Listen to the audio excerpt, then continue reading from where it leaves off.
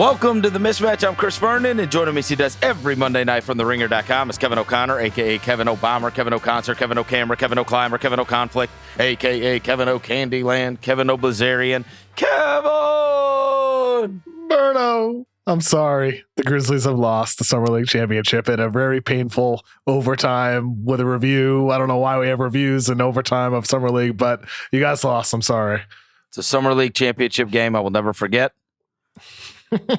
Kevin, these are the scars we talk about. These teams have to take them. Sometimes, you want to start the DVD off with, you remember when they missed those free throws in the Summer League title game?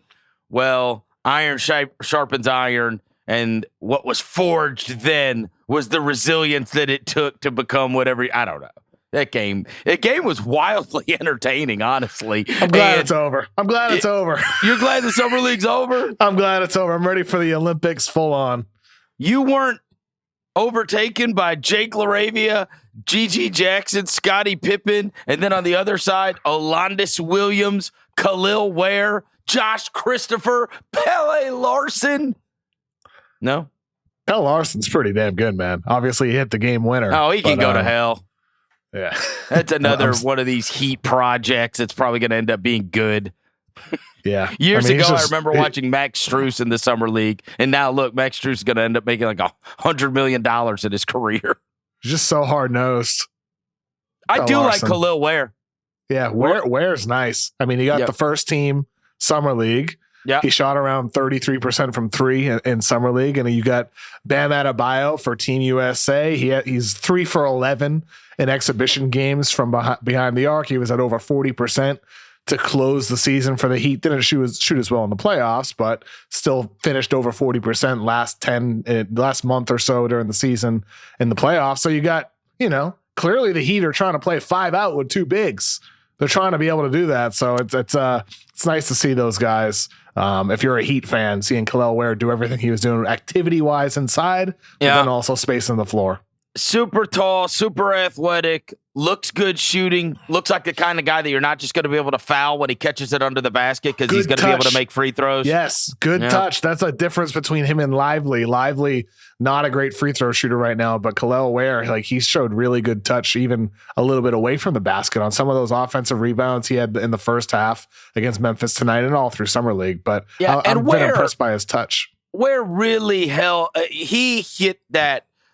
He hit it right at the right time. There were not a lot of centers. You had the 2 big guys in Clingan and Edey. And if you wanted to get a center, you're kind of down to like Missy, the kid from Baylor, and some of the others. And I think he benefited the most from the Derek Lively ascension to being able to be a guy that was playing real minutes in the NBA Finals, for goodness sakes. And not unlike him, 5-star, McDonald's All-American, Jordan Brand Classic game, like Mr. Everything coming out of high school.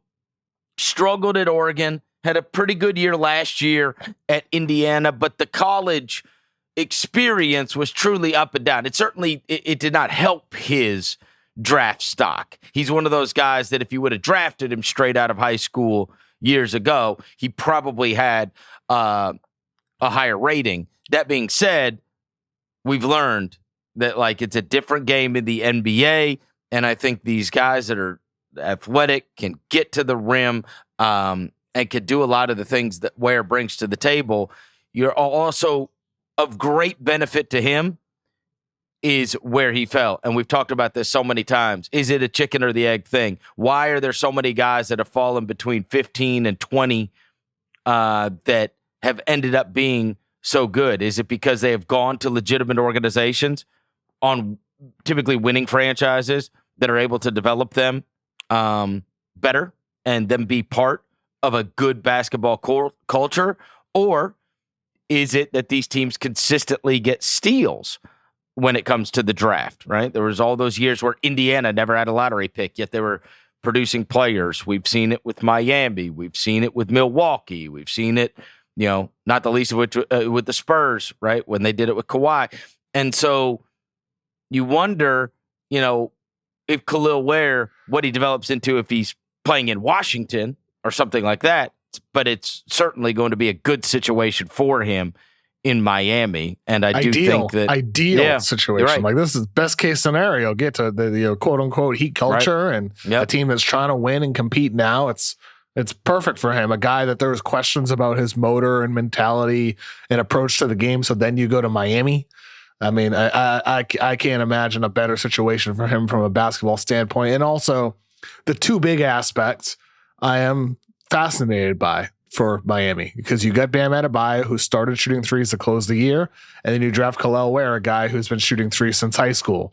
Very clear to me that the Miami Heat want to be a team that can space the floor 5 out on the offensive end and still maintain size and rim protection. You'll probably see Kel'el Ware playing the 5 for Miami this year, and then Bam Adebayo will be more in that roaming power forward role where he can just wreak havoc around the floor, switch on the perimeter, do all the same stuff that he's always done as one of the game's best defenders, but then also now have the support of a 7-footer protecting the rim next to him. So I'm pretty bullish on the Heat front court with what they can be. Obviously, Ware needs to translate as a rookie, but a very encouraging start, I'd say, for him in Summer League. Yeah, and I liked that Alondas Williams. Just looking at a guy that's a free agent, and somebody's going to pick him up, whether it's a 2-way deal or it's however. But that's an ACC Player of the Year at Wake Forest just a few years ago, and he's a dog. And he obviously had one of the great dunks of all Summer League this year. That was a big dunk. That was cool. Yeah. On the Memphis side, huge step forward for Gigi Jackson. The last part of the Summer League started off slow, but then was great outside of missing free throws. Did you see him improve since the end of the season? Like, did he get it better at any micro skills? No question. I thought he was a mess at the beginning of Summer League, and then at the end of Summer League, he started going to the basket a lot more. He's not taking like 10 threes a game. Even compared to the end of the regular season, you kind of saw, new wrinkles. Yeah, there's no question his ball handling and like a couple of the Euro moves, his ability to get to the basket, it's just better understanding, getting a little bit older. And he'll probably get some minutes. And then Scottie Pippen Jr. was a huge revelation. He was the best player on the floor for the majority of the Summer League games that he played in. And he looked like a real NBA player. I don't know if it will be as a backup point guard for the Memphis, or he's going to end up on an NBA roster. Had a triple-double. He's good enough. Huh? Had a triple-double last game. No, I know. He's good. He's a good player, and he defends too. I had to change my opinion on him completely, because he was on a 2-way contract last year, and I was like, But he really did look better than his peers in the Summer League in a way. We're going to go through all the different guys that stood out in Summer League. So I'm just going to kind of go down through the lottery. Ricochet, we only saw him in 2 games. We didn't see him enough. He had the bruised quad or whatever, so no real gauge. I mean, not a lot to say. He looked okay. I thought Kyle Mann over at the Ringer had a good write-up on the website, a written J. Kyle Mann, not a video J. Kyle Mann, but written word J. Kyle Mann. I thought he did a good job describing how Ricochet, he looked fine. He looked like a guy who's going to fit well with that Atlanta offense next to Trae Young, but we just didn't see a lot of him. Well, hey, and I remember your argument with Jonathan Givony, where Givony was pumping him up as the number 1 pick in the draft and that most teams would take him number 1, and talking about how willing a shooter he was. He did take 8 threes a game in the games that he played and also did not hit them. So same thing. 25%. Yeah. If I remember correctly, like that was weeks ago, early in Summer League. He had one game where he shot really well from 3, and then one game he clunked everything. So typical of his season overseas as well. And also only hit 42.9% of his free throws as well. Speaking of missing everything, Alex Sarr. Oh, my God. Did we talk about his 0 for 15? We did not. I don't think we did, right? No. Oh, my God. That's disgusting. I'm sorry I missed that on purpose. I mean, in person.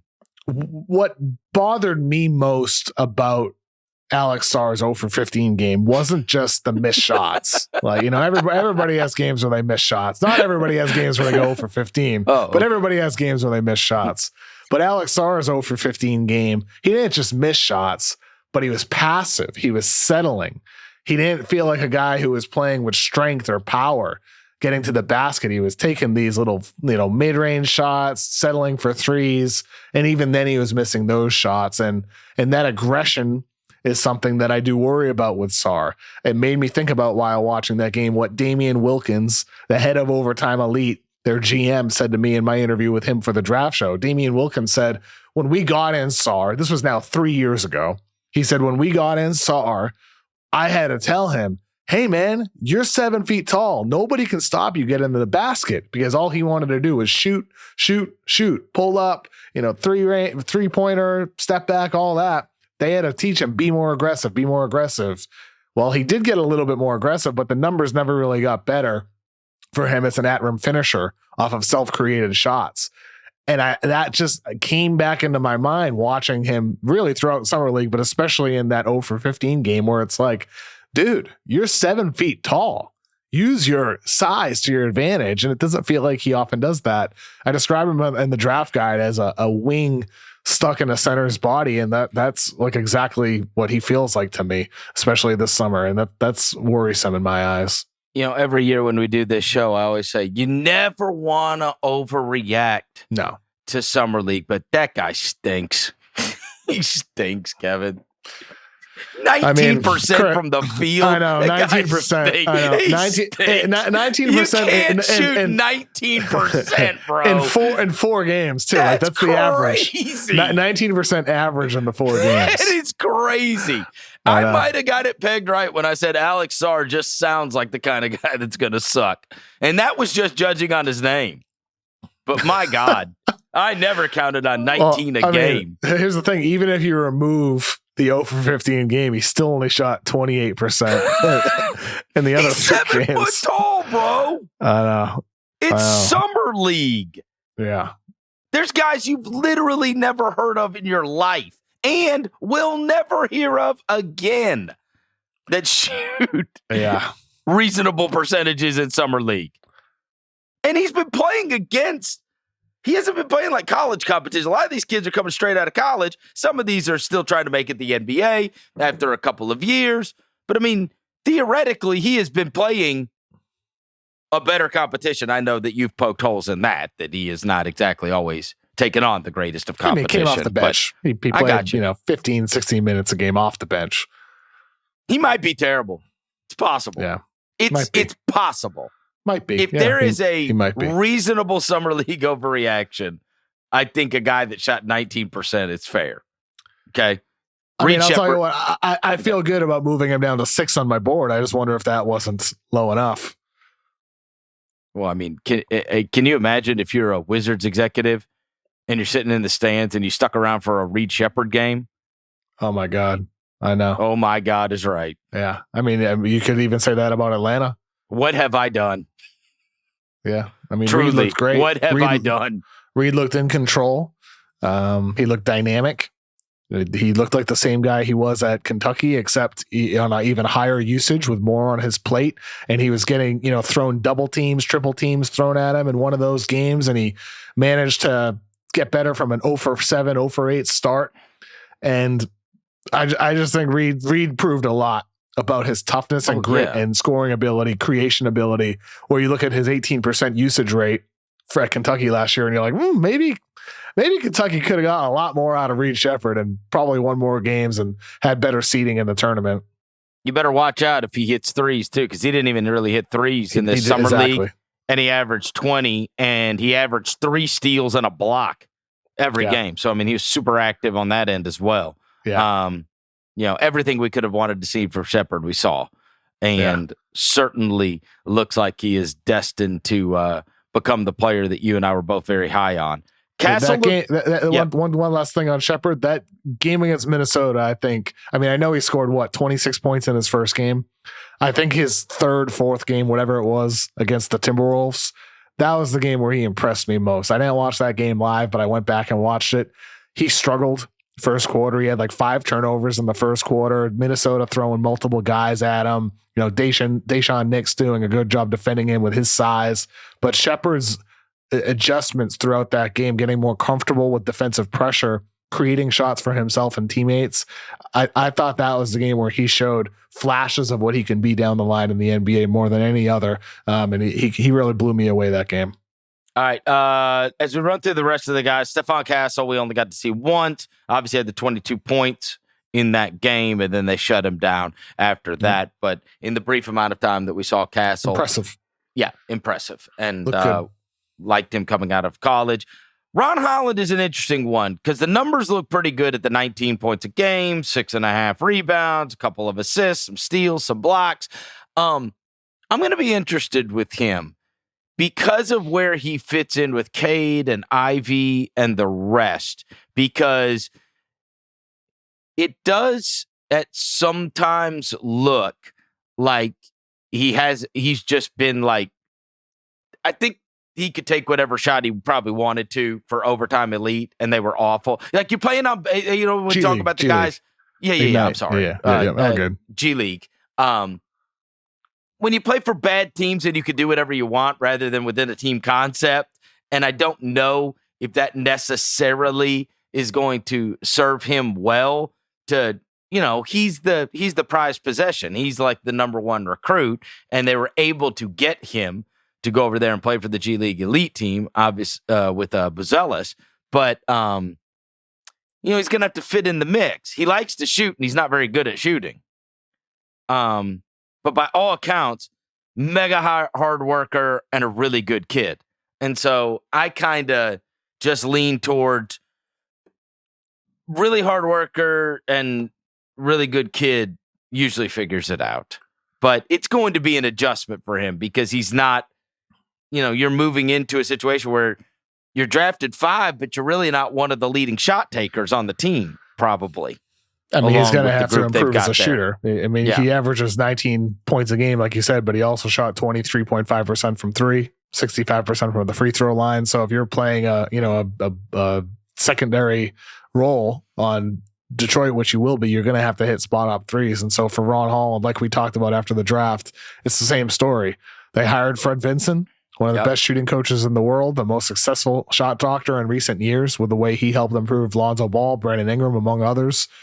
Well, let's see what he can do with Ron Holland. So I'm not really judging Ron Holland off Detroit. I think he still impresses in the ways that he impressed for the Ignite, and he still offers question marks in the same ways he did before. Nothing's changed.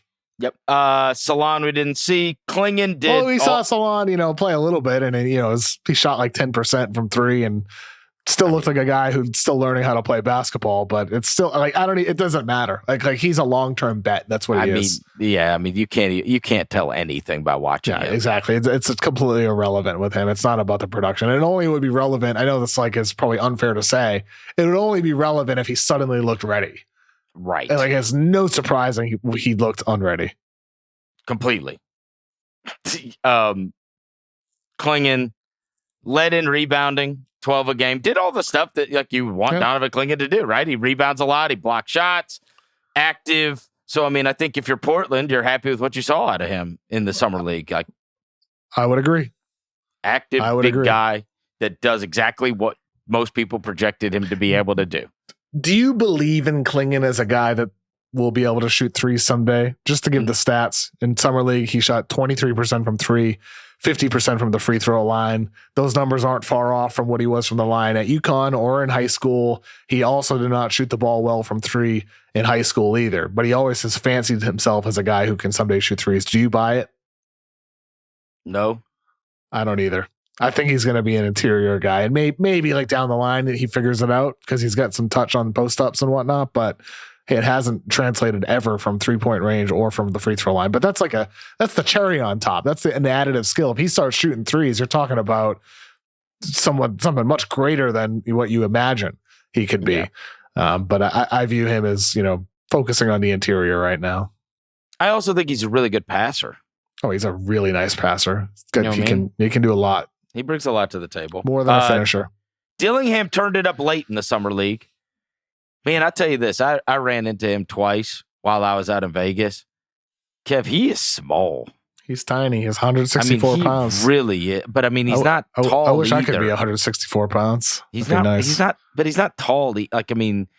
Man, it's you realize how shifty that dude has to be able to get separation between people, because he is really at a disadvantage. You walk around all these giants all day, and then you see him, and he's just like a regular dude. It ended up 14-8, 36% from the field. He's going to have a hard time finishing. He's not going to have a hard time doing the Jamal Crawford bang, bang, step back hit a three. But as long as he could step up his teammates and be that kind of like, he's in the situation too where it's like, hey, man, just you can come off the bench and get some buckets for us. You could do the Malik Monk thing. And by the way, you ever run into Malik Monk, you're shocked at how small he is as well. So I kind of fancied, Dillingham as like that Monk type guy. And I do think that he's a bucket getter for sure. And he's going to have Mike Conley there in front of him. He's going to be on, one of the best teams in the Western Conference and be able to fit in. He's playing for a good coach. And so I do think he's set up to be able to reach whatever it is. I just think it's going to be hard for him to be scoring inside the free throw line, because he's really not the kind of guy that's going to be taking a lot of contact. And I think it's going to be hard for him to finish amongst the trees because he's not a mega athlete. He's a good athlete, right? Obviously, very, very shifty, but he's a bucket getter scorer. And hopefully, it looked like by that last game when he had the 25 and 12, that's like the best of Dillingham. And that's like when you see into the future and you go, what's the best version of this kid look like? That's it. Yeah. There were moments like that for sure where he could get on a heater. He could score, man. He could score. That's what you want to see is flashes of upside and seeing developmental, progress over, a period of time. And the fact that, that was his final game or second to final game? Final game, right? Yeah, that I think it was the last 25 one. and 12 game. I think that was his last one. He had nifty passes, getting into the teeth of the defense. And I think with Dillingham, you talk about the finishing aspect. Maybe that won't be there for him, especially early on in his career. But if he can still get into the teeth of the defense and that activates his playmaking ability, to me, that's the thing that then the playmaking suddenly could help out as finishing. So if Dillingham can continue proving he's more than just a scorer, that's what could help him over the course of time with being an at-rim finisher, despite being so small. Next one was Edey. I obviously saw him in Utah. And then we only got to see him for like 9 minutes in Vegas. Why is that? What's going on? Were they hiding him? They just resting him because it's unnecessary? Was he hurt? No. He got hurt twice. Okay. So he had a bad ankle turn in the Utah game when they played out there. And then they were like, we're not messing with this at all. Of course. We're going to make sure this guy's 100%. But then he wanted so badly to play. And he was back to being fine. And then he came out, played 9 minutes, and turned the exact same ankle. And at that point, you're just shut down. And he was furious about it. If for anybody that's watching the game, he screamed into the microphone. You can hear it under the basket. And he screamed F. And then he goes, I just want to play. He just wants to play. I mean, it's no fun for him, a competitor like that sitting on the bench, but he was good in the 9 minutes that he played in the second game too. So we're just going to have to wait until the preseason. Next guy, Cody Williams. I saw him in Utah and was like, meh. And then kind of fit in and shot high percentages and fit in as a role player on that team in Utah, and I think they probably were happy with the promise that he showed. He was kind of outshined by Filipowski, who was drafted in the second round and really turned up when they got out to Vegas. And, maybe it's good to just go and focus on some basketball after all those weird-ass stories that came out about him after the draft with the whole family and the girlfriend and just, do you read all that? That was crazy. Yeah, I know. Yep. His brother and mom on Twitter and saying that like his wife kind of like helped has influence separated him from the family and is grooming him to be a Mormon. I was like, what in the world? Well, I mean, regardless of anything happening off the court, he looked damn good on the court. He did. He shot over 40% from three for the Jazz. He looked like one of the steals of the second round. And I've been a doubter of Filipowski, but I mean, he looked like he's somebody that could prove me wrong in in summer league. I was impressed by him. The 3-point shot looked good. Everything looked good. And when you consider the fact he was doing it with all that off court stuff, all the controversy on social media and whatnot, I think that gives him extra bonus points for, withstanding that and focusing on the court and producing.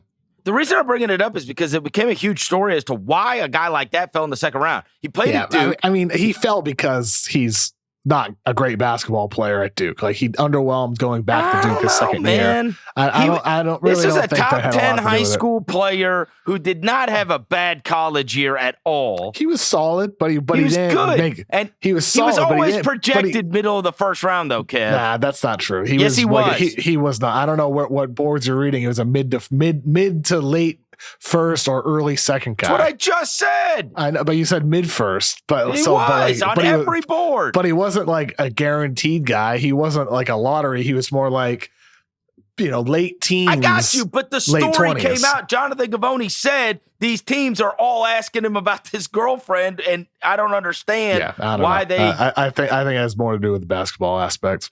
Maybe. Doesn't seem like they were right then.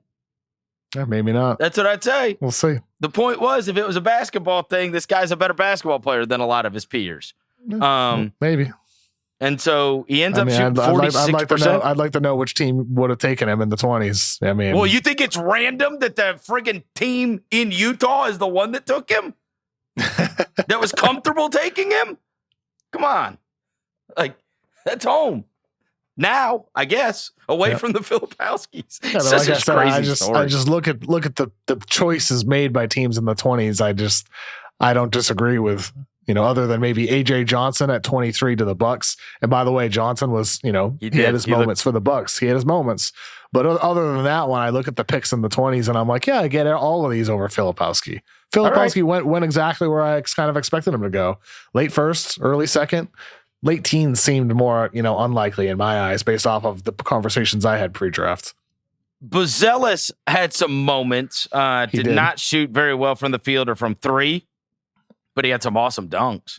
Yeah, he had some big dunks. And obviously he had some great stare downs too. Good defensive moments, good activity.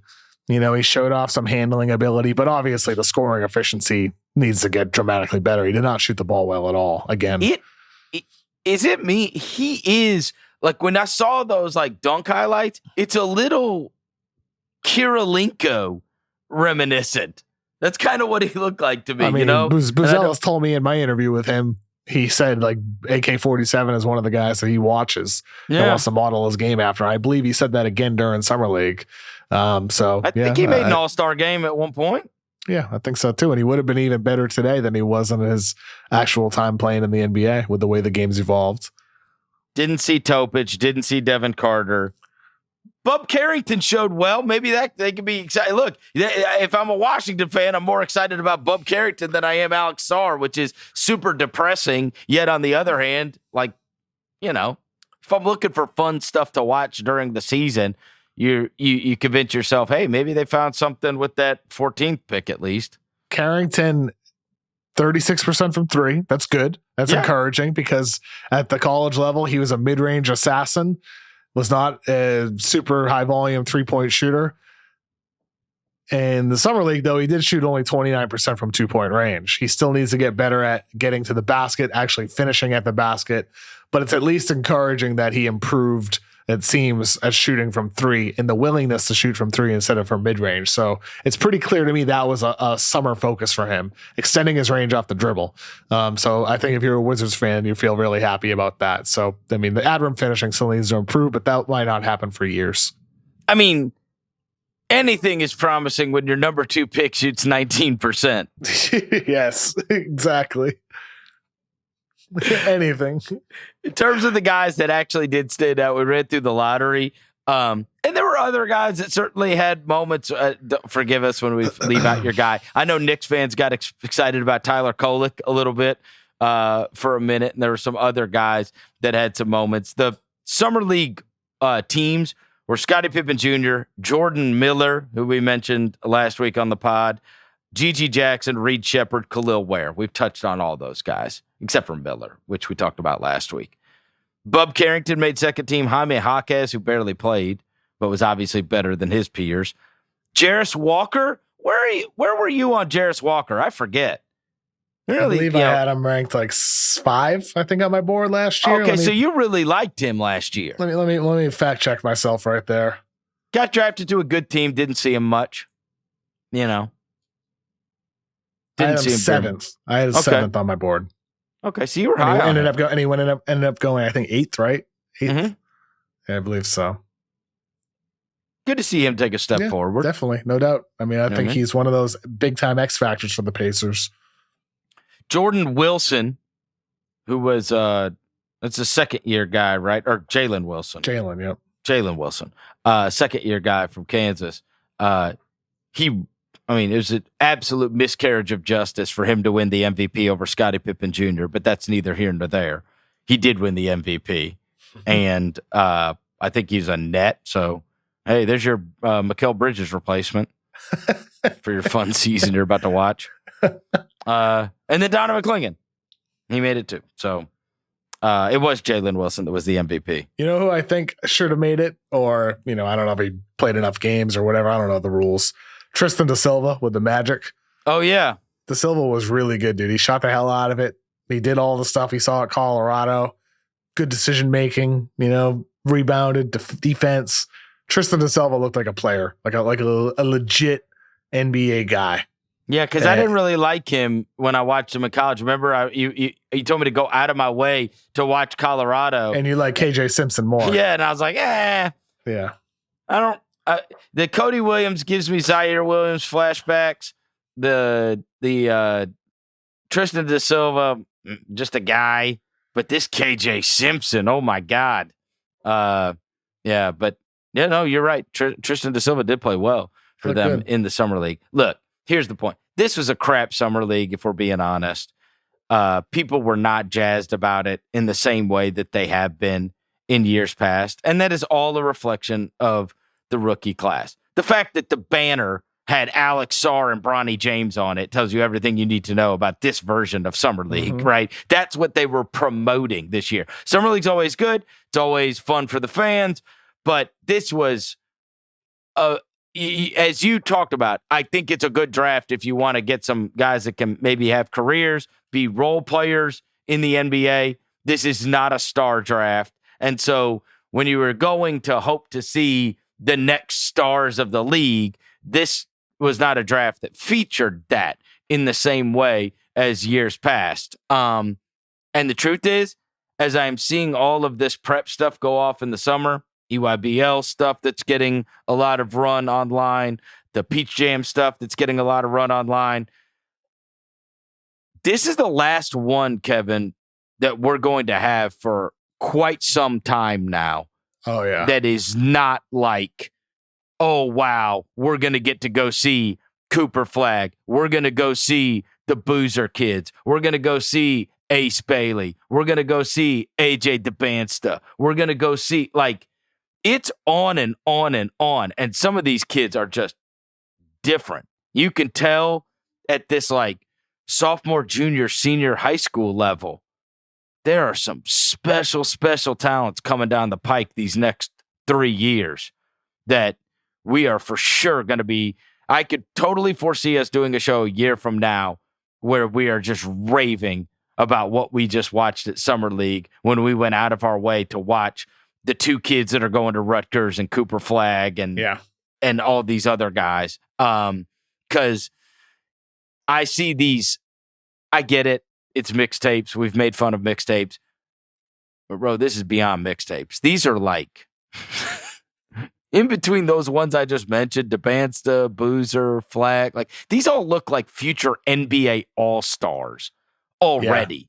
Yeah. Special. Look, the 2025 draft, Cooper Flagg in all likelihood is going to be the number one pick, but there's other guys that are going to be competitive for the number one spot, and they're all worthy number one prospect quality players. It's not like this year where it's I don't know, none of them are really number one pick quality. There's a number of guys next year that could be number one pick quality. And then never mind in 2026 with DeBansta, Brockton, Massachusetts, City of Champions, AJ DeBansta.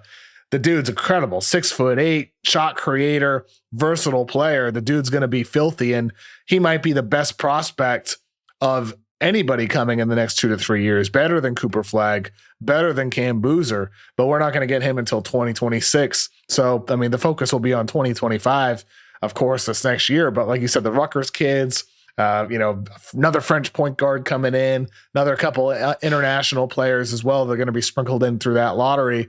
But Cooper Flagg going to Duke of all schools, of course, big time, a lot of attention on them no matter who's on the roster. Cooper Flagg could have a Zion level type of impact when it comes to interest on the draft, especially if he shines, which I believe he will. I think he's going to be the number one pick. He's number one on my board for next year. But yeah, it's going to be the complete opposite of what we just watched. So I'm very excited for the next draft cycle. Because this year, I think fans listening to this podcast know that unless you're hardcore, but even if you are a hardcore, it just wasn't as exciting to follow as what was last year. And really, I think this was our 8th year doing this podcast together. This was probably the least interesting draft class. There's no question. Not even close. No every other year was far more interesting. There's 2 rookies on the first team All Summer League, and it's Reed Sheppard and Khalil Ware. Yeah, that's a good point. Good point. On the second team, there's Bub Carrington and Donovan Clingan. Yeah, I don't know what it was in past years. I don't really have a good recollection of Summer League first and second team on the top of my mind. But you certainly remember us coming out of Summer League having strong opinions about a lot of what we saw. Yeah. Sometimes they were foolhardy. Sometimes it was amazing performances where it just didn't take after that. And then sometimes it was, oh my gosh, did they blow it drafting Lauri Markkanen? But then it took years and now he's like an all-NBA level player. Or, oh God, is Trae Young going to be okay? Because he was such a mess at the beginning of that. But there was always a buzz over watching all of these different guys. Even last year, I had to sit in the upper deck to see Wemby last year. Crazy. In that game against Kai Jones. That first night. And Jabari Smith was there. I'm really going to call him Jabari Parker forever. It's going to be awful. I'm curious about your thoughts on this because of the quality of the draft class.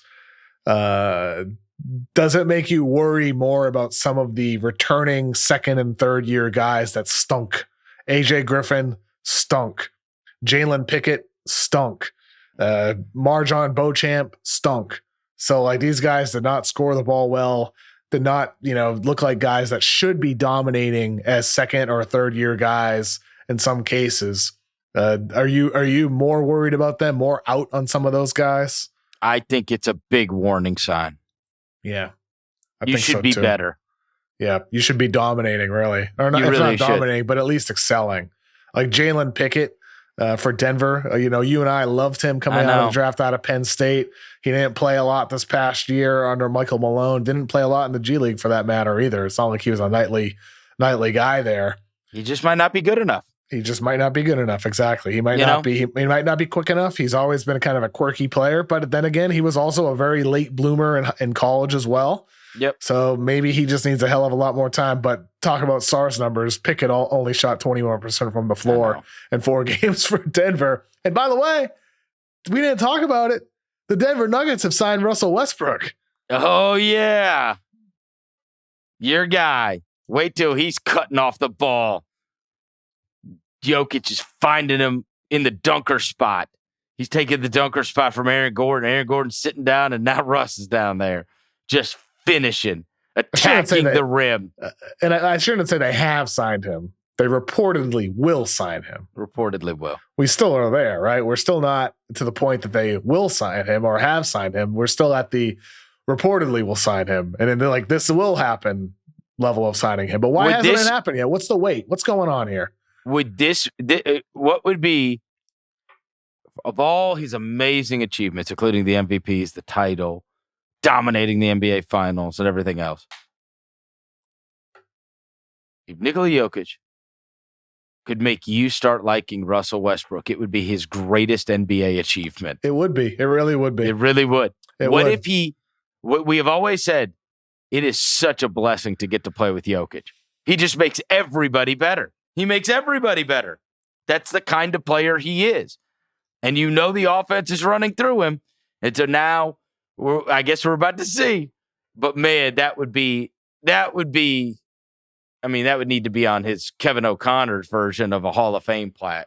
Made me warm up to Russell Westbrook. That would be the greatest achievement. I mean, unfortunately, like you have some people, saying Jokic can solve anybody. Jokic can fix anybody. Well, anyone.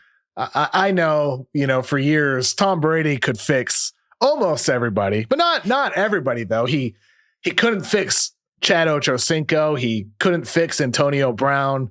There are some unfixables at the wide receiver position for even the GOAT, Tom Brady. And I believe for the Denver Nuggets, if they do indeed sign Russell Westbrook, it will prove to be the case that Jokic can't even fix him because it will be a disaster. He can't shoot. He's a poor decision maker. His rim pressure is fake these days. He's not an effective at-rim finisher anymore. He's a sloppy decision maker. You want to sign him to be better than Reggie Jackson? I'm not sure he's even better than Reggie Jackson for the Denver Nuggets. Wow. So don't even get started on saying, he could be a supercharged version of Bruce Brown. No. Not even close. This is your guy, Calvin Booth. He's one step ahead. He's one step ahead, Kev. Boy, he sees what no one else sees. Michael Malone and Jokic see what they don't see. Do you think who do you think is actually the driving force behind? Jokic. You think so? Just Jokic? 100%. He wants him. Somebody reported DeAndre Jordan as well, but why hasn't it happened yet? All right, here's what I'm going to tell you. I don't know. This is completely unsourced what I'm about to say, but why hasn't it happened yet? My gut feeling tells me that the Nuggets are looking for other guys out there instead of Russ, and Russ is maybe the finances, and they're trying to figure out what the roster is going to look like as they're figuring it all out. I'll tell you what, Jalen Pickett really stinking during Summer League does not help Calvin Booth's case to roll with a young guy. Okay, I'm going to tell you this. There is no greater disparity in NBA history between how players feel about another player versus how the media feels about another player than Russell Westbrook. It is unsurprising to me that Jokic wants him. Guys love competitors. They love and they want those guys on their teams. And Russ say whatever you want. Jokic at a time when Jokic was not respected. Westbrook also respected Jokic and embraced him when he was an all-star. And so they've kind of had a liking to each other for years now. And he's the ultimate competitor who, no matter what you want to say about his shortcomings, this guy cares deeply about winning, playing hard, being on a schedule, being a professional, playing hard in practice, playing hard in games. Absolutely. Like, all that kind of stuff. He can help energize a locker room that, it feels a little stale. They missed him when he was out for LA last year. They missed him when he went out for that long amount of time with the Clippers. But why do they want to let him go? Well, because they're spending a fortune on their team and it stinks. I mean their team stinks. And they've put the ball in your guys' hands. James Harden. Because Harden's a far better player at this point of their careers. Well, always has been. Every stage of their careers, he was a better player. It's for another day. OKC might win a title if Russell Westbrook isn't shooting more than Kevin Durant. Oh, well, I guess we can figure out what happened in a lot of those Houston playoff games, but we don't need to recount all those. But why would it be that the Clippers would rather have Chris Dunn? Because they're a very average ass team with the ball in James Harden's hands. Okay. What, are you going to hold them up as the beacon of brilliance? No, I'm just saying. Okay. But like why did they want to keep Paul George? I'm just saying he was so important to the Clippers. Why didn't they want to keep Paul George? He was so important that they decided to take on Chris Dunn. They signed Kevin Porter Jr. I just said he was important to them last Russell year. Westbrook was. I'm just saying. He was important to them last year. He was. Anybody that watched the Clippers last year knows that he was important to them. They didn't have any juice after he was out. Until in the playoffs, 2 for 9, 0 for 7, 2 for 8, 2 for 11, 2 for 7. You got to blame him. In his final 5 games. You got to blame him, really? I'm not blaming him. That's who you're pointing the finger at. I'm not blaming him. He's not even blaming him. He's a bench player now. I'm not blaming him. He's a bench player. I'm not blaming him. I am simply detailing what he did in the postseason. That's all. Okay. He's a bench player. Just sharing his stat lines. It's just a fact. Okay. 2 for 11, kind of like Alex Sarr, almost over 15. No, he was honoring Harden. Because he's gone 2 for 11 in like multiple elimination games. Okay. So he's like, I'm going to honor my favorite concert date elimination player and do the same thing. A tribute. I understand. Yes, it's a tribute. Okay, I get it. A tribute. Yep. Team USA beat Germany after almost losing to South Sudan. I got to be honest with you. I'm not feeling the whole. I'm happy that LeBron James played well in the fourth quarter and hit the game winner against South Sudan. I'm happy that he turned up and was great against Germany. I'm really not feeling the celebration tweets and Instagrams like LeBron's done it again. I'm like, why are we playing 1-point games against South Sudan and 2 bucket games against Germany when Dennis Schroeder's 4 for 1,000? Like, should I be worried, or are they just dicking around until they get to the real stuff? Because I'm starting to get a little concerned. What do you think? You think we're just gonna? It doesn't feel like we're gonna mow everybody down in the Olympics, and that's kind of why we recruited the Avengers to go do this.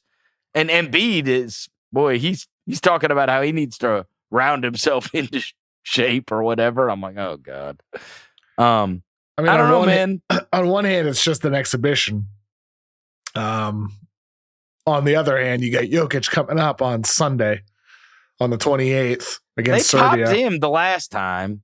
They did play them. Last week, and took care of them. That was the only time I was impressed with them. Yeah, exactly. I mean, on the other hand, that was just an exhibition. Will Serbia turn up for the actual games when Jokic is, might be playing more than just 28 minutes? But against South Sudan, they were 43.5-point favorites. I know. They won off the buzzer. And it goes to the buzzer, exactly. So, I don't know. Is the USA just I'm not reading into it too much. Is the USA just taking it a little easy in these games? Yeah. Or is this team nowhere near close? I think that first game against Serbia will be very telling in who they really are. But I do think there are questions about, has Steve Kerr figured out the right rotations, the right lineups here?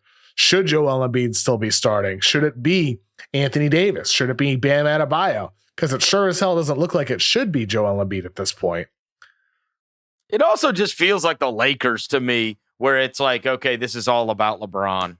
I know he's going to carry the flag and whatever. It's like, I don't know. I don't think Booker should start. I don't think Embiid should start. I think the team looks better when AD's out there, and I'd rather see Anthony Edwards starting or Tatum. And Curry needs to start making some threes as well. Of course. I mean, yeah, that goes without saying for sure.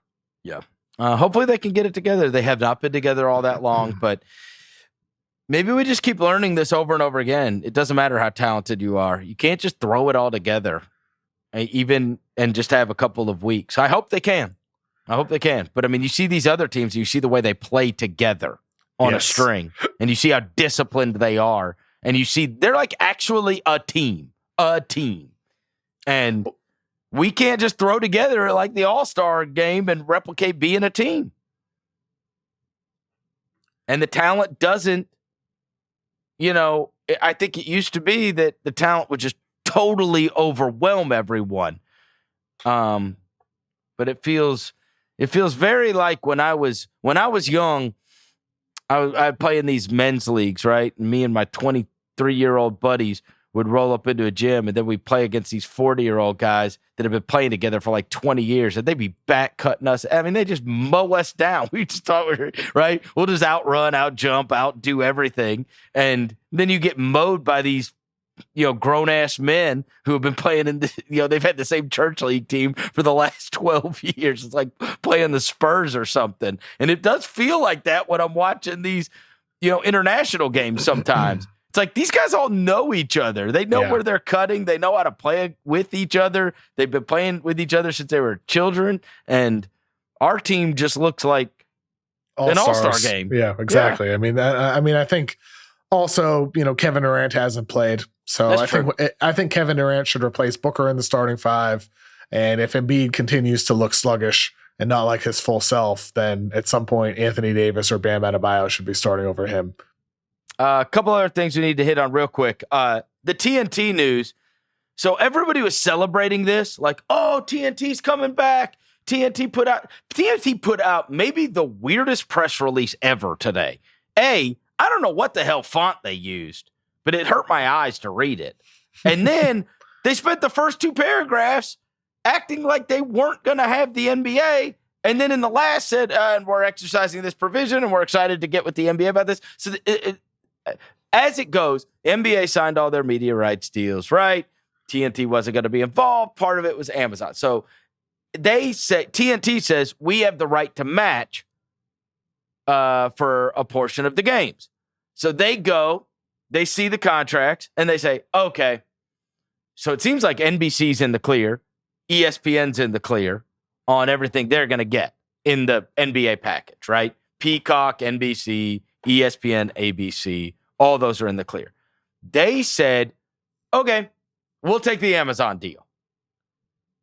But I think the NBA wants the Amazon deal. The NBA does want the Amazon deal. And so now this is going to go to court or some crap? I think it could go to court. And what I was told today is that NBA owners actually all got on a call tonight and there was talk about how shocked they were TNT actually matched the Amazon deal. So I guess there's some surprise on the high level NBA side of things about that. Whoa, TNT actually did it. They actually matched. Why are they doing this? Does this actually make any sense for them?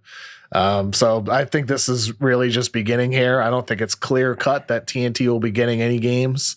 Is it a payoff, right? Is it just, are they doing it just to get a payoff to say, hey, it's not our fault that Charles Barkley and Kenny Smith and Shaq and Ernie and the thing that you guys love and the thing that you're so used to for so many years are going away. We put our bid in, but really it's kind of like a phony bid because they know the NBA wants this other partner. The other partner obviously has a lot more capabilities going forward. Oh, no doubt. Because Amazon's also going to get involved in the regionals as well. That's already been a story where Amazon's going to get involved in the regional side. So, like, there may come a day where you're in your local market and your games, you're watching them on Amazon Prime. Amazon, exactly. Yeah. Which is one other reason why I think TNT, I think it could be a legal matter here because even within the statement, just listen to the language they use. They can't offer that. Yeah. It's like they said, the league notified us of its intention to accept other offers for the games in our current rights package, leaving us to proceed under the matching rights provision, which is an integral part of our current agreement and the rights we have paid for under it. Like just that sounds like legal jargon that clearly is framing their decision in a manner that leads them to some type of court case at some point. And we'll see, how this ends up resulting. But I think for anybody rooting for TNT to get the rights clear cut, I don't think that's necessarily going to happen. And by the way, I think for people who just want to continue watching inside the NBA, I don't think you can rule out the fact that, like, say, NBC could offer those four guys a big deal to just simply work out of Atlanta. Everybody could still, work out of Atlanta. Ernie could still live there as he wants to and just happen to do it for NBC instead of for TNT. Or Amazon for that matter. I don't think it'll be Amazon. I think it's more likely that would be NBC. I think Amazon would do kind of a new thing, like different people. But maybe. It could be Amazon too. I just think NBC is more likely based off my combos about that. It's going to be very interesting to see how it all plays out. But yeah, that just seemed like, why now? Right? After they already got it done, it's like, hey, no, it's not our fault that the NBA, because let's say you won the case. So now the NBA, now you're in a partnership where the league doesn't even really want you as a partner anymore. I know. It just doesn't make any sense, right? It's all strange. It's all strange. But I think the only thing that any NBA fan truly cares about Nobody has any super loyalty towards a network. They have loyalty towards the people on that network. It's about the only thing we care about is inside the NBA being gone. Yep. That's it. And that same thing with, people who, listened to Bill Simmons when he was the Boston sports guy, or read Bill Simmons when he was the Boston sports guy. Doesn't matter if he's at ESPN or Grantland or The Ringer, he's still Bill Simmons. That's right. Last thing. You just mentioned Boston sports guy. You went back home, huh? I did go back home. I was in Boston from Wednesday until late last night. On Sunday, when I flew home on like a semi red eye, got back. You made it back home. Air travel has been a debacle, huh? I kind of picked the right days to travel. Did you Wednesday and Sunday, but I went. Organized a big hang with friends. We went to see Noah Khan headlining at Fenway Park on Thursday night. Mount Joy, I love Mount Joy. Yep. My friends in that band, sensational band. They opened for Noah Khan. We all had a great time Thursday night, and we had some good dinners. We had a lot of pizza over a couple days. Boston, Two things. I'm gonna stop you. Noah Khan, how good in concert? Excellent, great energy. The crowd's crazy. A lot of screaming fans. He's definitely like a little bit of a Beatlemania-esque style following there. A lot of teeny bopper girls going crazy over him, singing every lyric to every song. He's got a really passionate fan base. It's kind of interesting with Noah Khan. I don't know how much you know about his backstory. Like he's been with a big record label, Republic, for years now. But then last year was when he really started going super viral because of Stick Season on TikTok. Yep. And for a minute, it felt like Noah Khan might be, viral star. But then his whole album started catching fire. He gets collab after collab. Olivia Rodrigo, Post Malone, and Gracie Abrams, like a bunch of different types of people. Lana Del Rey, I saw, did one with a lot of people. And now I think he's the real deal, man. Like he's got a lot of potential still, even moving forward. Come out with some more hit records. But when I first saw him, I thought he was Aaron Rodgers. Hey, not. He's probably half the height of Aaron Rodgers. Is Fenway Park a good place to watch a concert? Terrible. Terrible. Yeah, it's horrible. It's all. I mean, it's a good place it's a great place for the vibes. A great place for the vibes. Like especially we were sitting like third base side. City in the background, and near the Green Monster. Like it's gorgeous. Visually, it's beautiful, but audio wise, awful.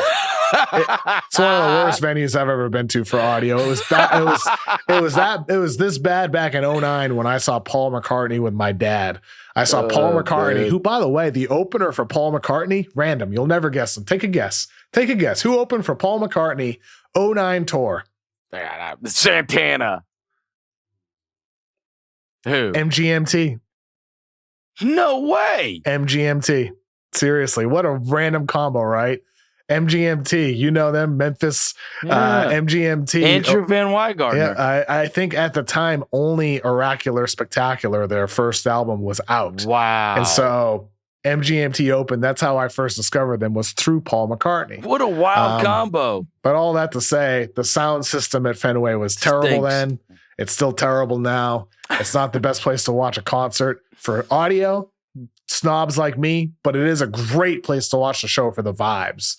Yeah. It's a beautiful venue. Noah Khan was at the top of the Green Monster for a couple of songs. The Lumineers came out for one of them that they performed together. It was a great show. It was a really great show. Awesome. Crowd was great. I had a great time with my friends. It was, beautiful, seeing so many of my different friends. One of my buddies from high school had a cookout on Saturday with his wife, and on Friday, we had a bunch of good dinners in Boston. I ate way too much South Shore, Massachusetts bar pizza. Had Poopsie's Cape Cod pizza, and we also had Town Spa. I sense you're about to turn back into Kevin O'Peloton. You're damn right I am. I weighed let me tell you my weight before the trip and after the trip. You want to know? No. I don't. I'm pulling up the stats. 1 second. I got my scale on my phone. Technology these days is incredible. Okay. Before the trip, 209.8. Too heavy, by the way. That's about 15 pounds heavier than I want to be. 209.8 before the trip. After the trip, what do you think I was? After the trip, Wednesday to Sunday. 209.8.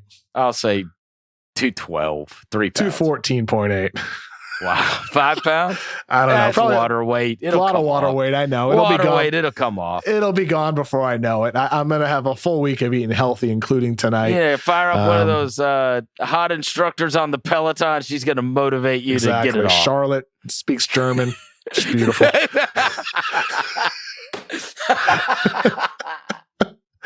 Doesn't even speak English. I love her classes. Great music choices. All right. I don't need to hear the Peloton instructor telling me to pedal faster or anything like that. Yeah, get your fat ass moving. I don't need to hear that. I get the idea. I know I'm on that bike. We know you ate that bar pizza. I know.